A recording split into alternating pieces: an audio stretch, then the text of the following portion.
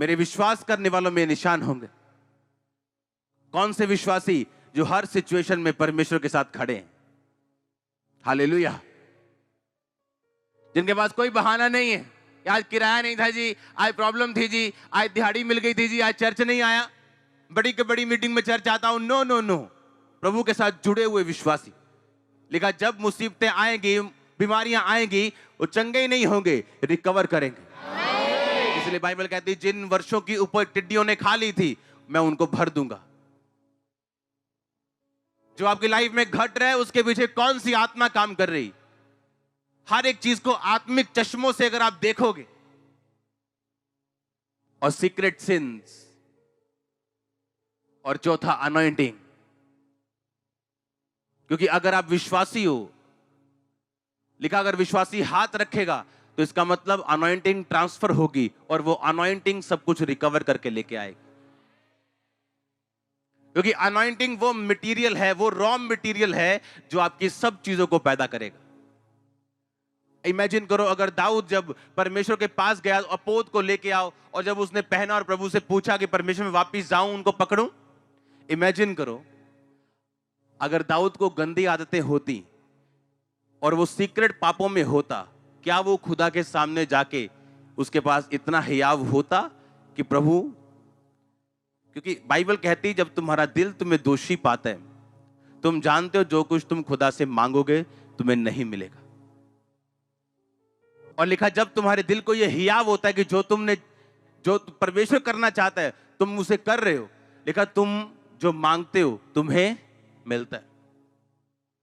Imagine करो अगर दाऊद के लाइफ में सीक्रेट सिंस होते, क्या उसके पास ये हियाव होता कि वो प्रभु के सामने जाके ये बोलता क्या मैं उनका पीछा करूं? नहीं। आप जानते हैं शाऊल ने वो गोलियत पहली बार नहीं दिखा था। सुनो, अगर हम WWE देखें, हाँ, तो वहां 7 फुट का एक ही नौजवान है क्या? हाँ, अपने ग्रेट खली गया उधर, और पहले कोई नहीं था? थे ना, अलग अलग टाइम पे आते रहते ना लोग।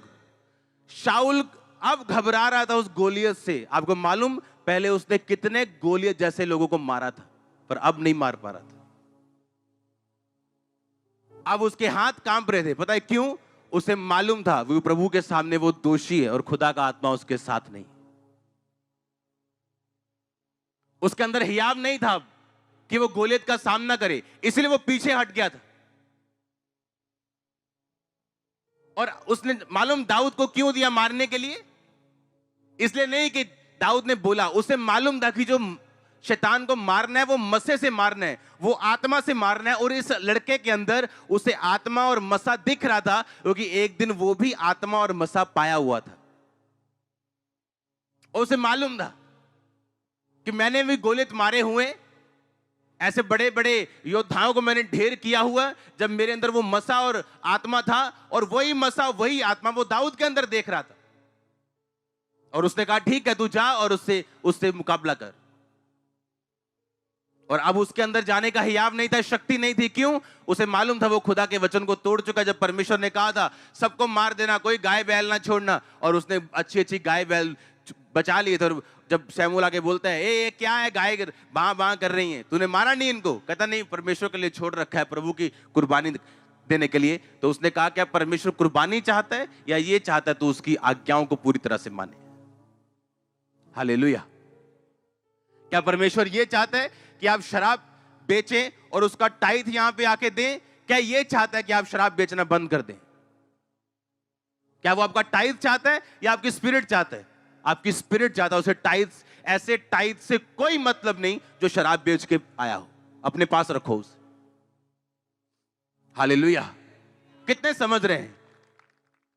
तो अब शाऊल ये बात जानता था, उसे मालूम था कि वो परमेश्वर के सामने दोषी है, और हियाव नहीं पैदा हो रहा था कि वो जाए।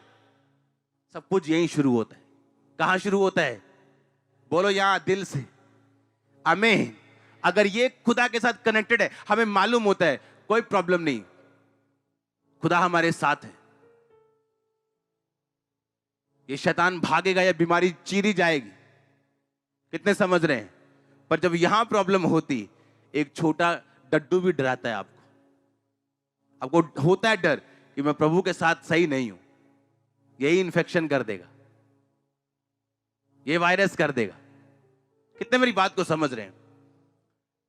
तो दाऊद घबराया नहीं, उसने स्पिरिट को पहचाना कि शैतान मुझसे छीनना चाहता है वो चीजें, मुझे वहीं वापस लेके जाना चाहता है कि मैं खुदा के साथ कुड़कुड़ाऊं या भरोसा ना रखूं।